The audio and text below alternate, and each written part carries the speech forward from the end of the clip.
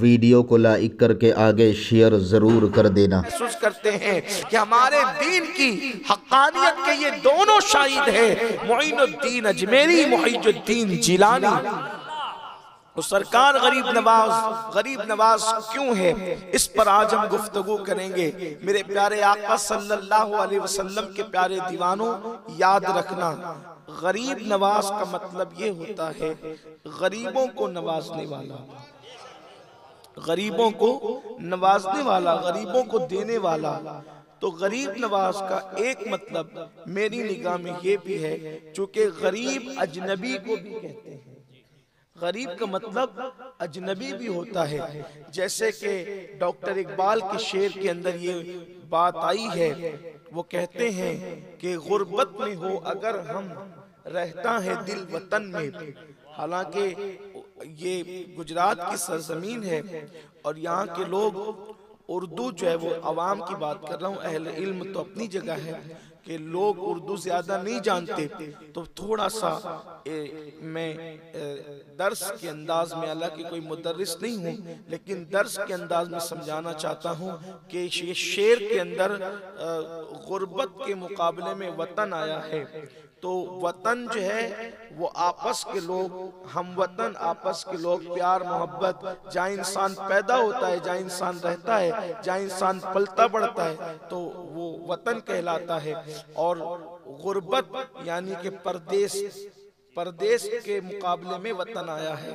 तो अजनबियों को, परदेशियों को भी गरीब कहते हैं। इसी तरीके से इमाम अहले सुन्नत ने भी कहा है, सुबह वतन पे शाम गरीबा को दू शरफ। तो इसी तरह हम जो है वो 11वीं मुहर्रम को शाम गरीबा कहते हैं। उसकी वजह यह है कि वो परदेश की शाम, मुसाफिरत की शाम। तो ये इसका अब आपकी बात समझ में आ गई होगी कि गरीब का एक मतलब होता है अजनबी के। अब गरीब नवाज को गरीब नवाज क्यों कहते हैं, उसकी पहली वजह अजनबियों को नवाजने वाला। चूंकि हिंदुस्तान गरीब नवाज का वतन न था, हिंदुस्तान गरीब नवाज का वतन न था, और इंसान अजनबियों को नहीं नवाजता, इंसान नवाजता तो अपनों को है। इंसान के पास अगर थोड़ी सी खजूरें भी दे दी जाए या शिरनी भी दे दी जाए तो तकसीम करने वाला अपनों को देखकर तकसीम करता है, मुस्कुरा मुस्कुरा कर तकसीम करता है।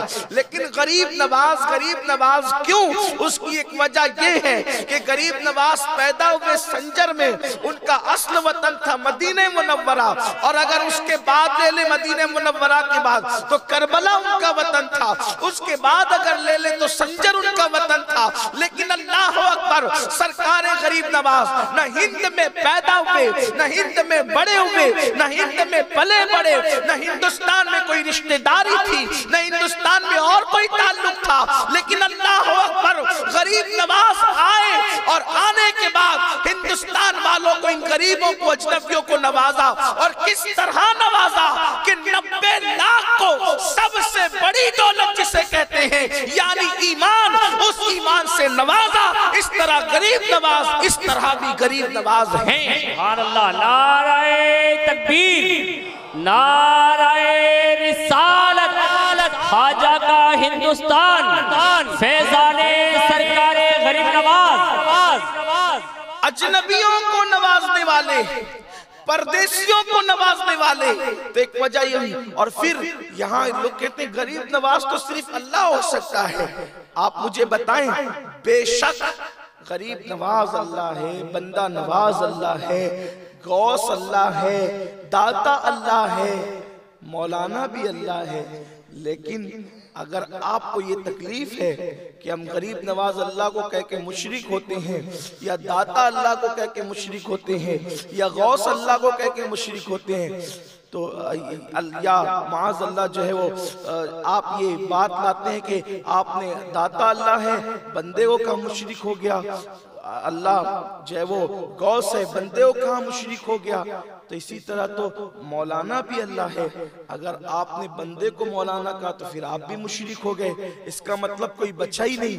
तो जो मौलाना की तावील आप करते हैं वहीं पर गौस और दाता की तावील हमारे लिए भी कर लिया करें, वरना आप तो शिर्क का फतवा अगर लगाते रहेंगे तो शिर्क से दुनिया का कोई इंसान नहीं बच सकेगा, ना आप मोमिन रह सकेंगे ना और कोई मोमिन रह सकेगा। तो मेरे प्यारे आका सल्लल्लाहु अलैहि वसल्लम के दीवानों, ऐसा नहीं है।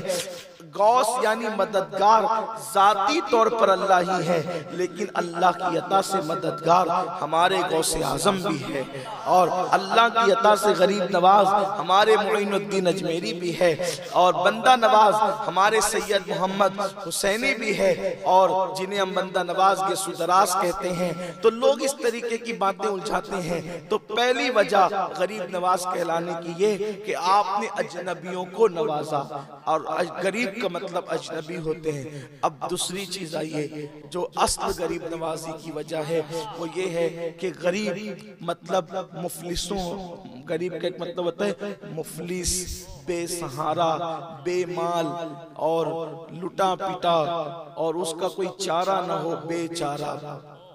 अब आप कहेंगे कि भाई गरीब नवाज कहते हैं तो फिर यहाँ मालदार लोग भी तो रहते हैं, तो उनको वो नहीं नवाजते, सिर्फ गरीबों को नवाजते हैं। तो पहली बात याद रखें, एक बंदा है जो करोड़पति है और दूसरा बंदा है जो हजारों का मालिक है। तो करोड़पति के मुकाबले में हजारों रुपए रखने वाला गरीब कहलाएगा।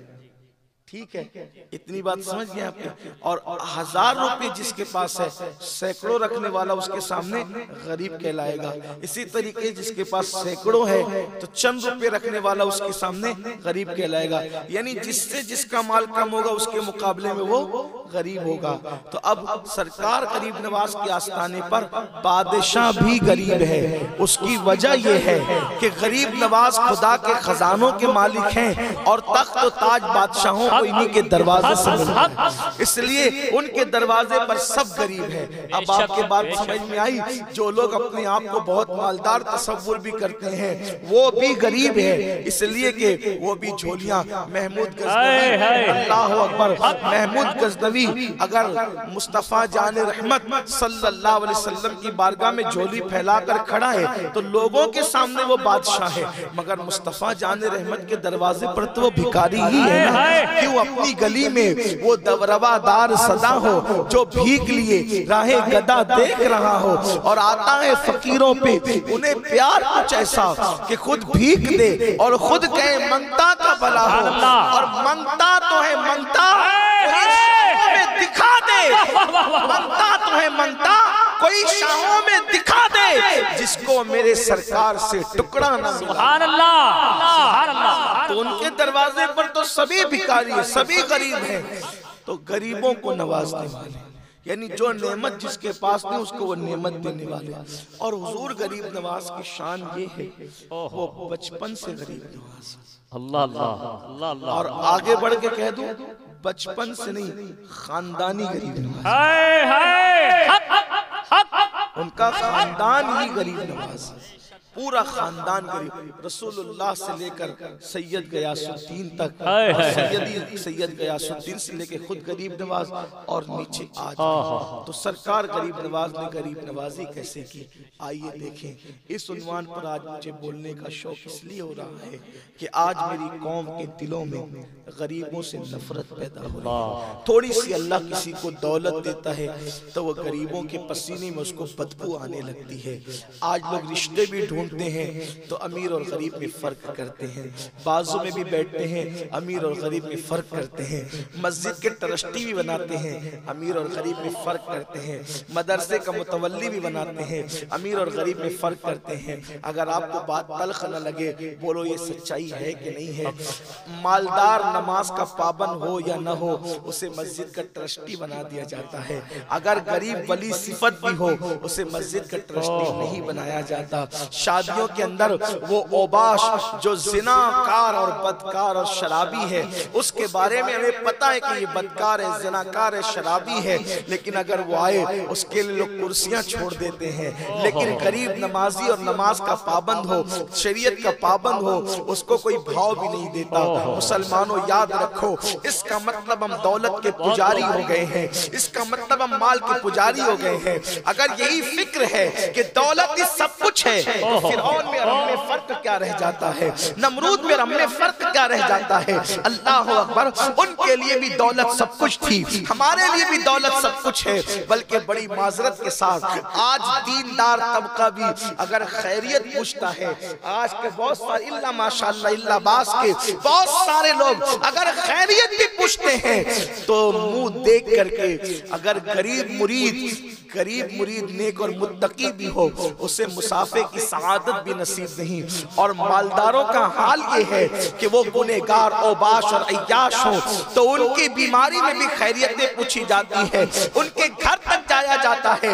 लेकिन नहीं, हमारे यहाँ माल की कोई हैसियत नहीं है। एक ही सफ में खड़े हो गए महमूद अयाज, न कोई बंदा रहा न कोई बंदा नवाज। मुस्तफा जाने रहमत का दरबार एक दरबार था जहाँ मालदार और गरीब की कोई जो है तफरीक नहीं थी, जहाँ गोरे और काले की कोई तफरीक नहीं थी, जहाँ छोटे और बड़े की कोई तफरीक नहीं थी। आज हमने यहूद और नसारा की तरह, आज हमने मुशरिकीन की तरह कौम को बांट रखा है।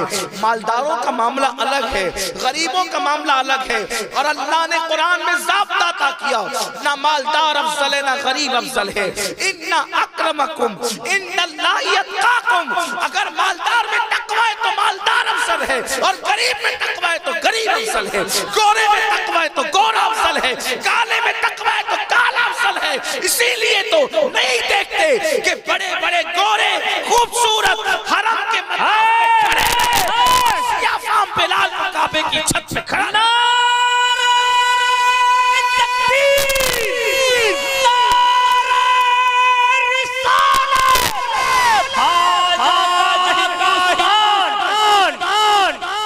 आज रिश्तेदारियां भी तय होती हैं तो गरीबी और अमीरी की बुनियाद पर तय होती है।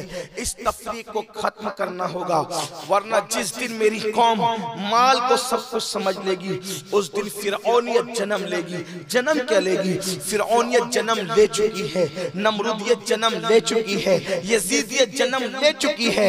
माल बुरा नहीं है, लेकिन माल की मोहब्बत बुरी है। और अगर अल्लाह ने माल दे दिया है, माल से मोहब्बत न करो। बेशुमार औलिया जो मालदार थे, लेकिन वो मालदार होकर भी कभी उन्होंने मालदारी को अहमियत नहीं दी।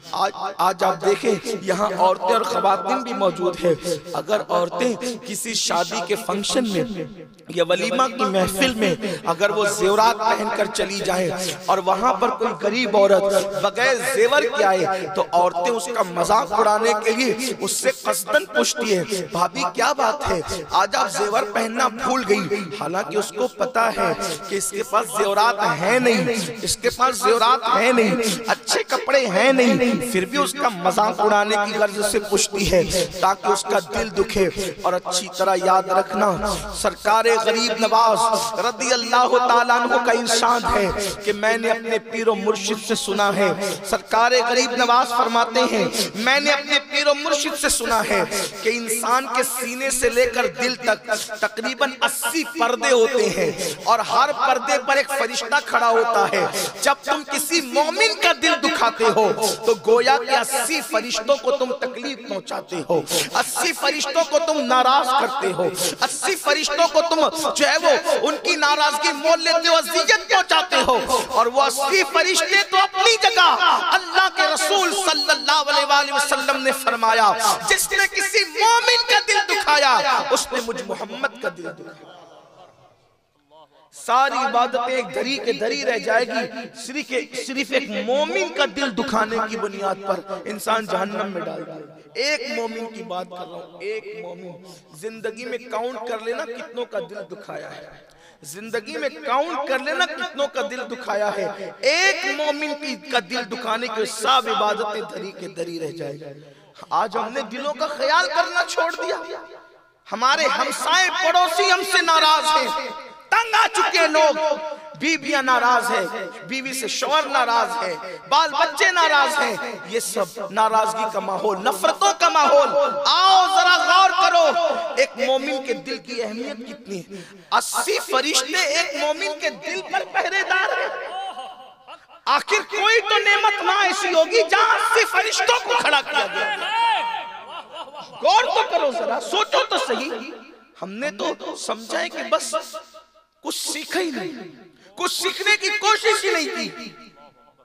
अगर इंसान को पता चल जाए मोमिन के दिल की अहमियत क्या है। एक छोटी सी बात समझाता, समझे। ये कुर्सी में मैं बैठा हूं, आप मुझसे मोहब्बत करते हैं, आपने मुझसे मोहब्बत कर, मुझे कांटा भी चुभने नहीं देना चाहते, ठीक, लेकिन इस कुर्सी का आपको ख्याल नहीं है। कुर्सी पर पत्थर भी मार रहे हैं, कुर्सी को तोड़ भी रहे हैं। बोलो बैठने वाले को तकलीफ होगी कि नहीं होगी? आपने कुर्सी का ख्याल नहीं किया, मुझसे तो बड़ी मोहब्बत का दावा किया।